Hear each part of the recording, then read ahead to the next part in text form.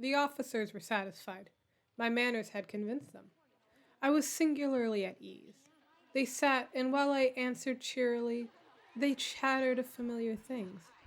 But ere long, I felt myself getting pale and wished them gone. My head ached, and I feigned a ringing in my ears. But still they sat, still chattered. The ringing became more distinct. It continued to become more distinct. I talked more freely to get rid of the feeling. But it continued and gained defensiveness until at length I found that the noise was not within my ears. No doubt I grew very pale, but I talked more fluently and with heightened voice. Yet the sound increased, and what could I do? It was a low, dull, quick sound, much such as the sound as a watch makes when enveloped in cotton. I gasped for breath, and yet the officers heard it not. He talked more quickly, more vehemently, but the noise steadily increased. I arose and argued about trifles in a high key and with violent gesticulation, but the noise steadily increased. Why would they not be gone?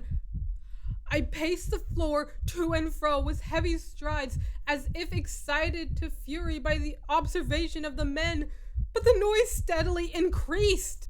Oh God, what could I do? I foamed, I raved, I swore. I swung the chair upon which I'd been sitting and grated upon the boards, but the noise arose over all and continued to increase. It grew louder, louder, louder, and still the men chattered pleasantly and smiled. Was it possible they heard not? Almighty gods, no, they heard, they suspected, they knew. They were making a mockery of my horror. This I thought, and this I think. But anything was better than this agony.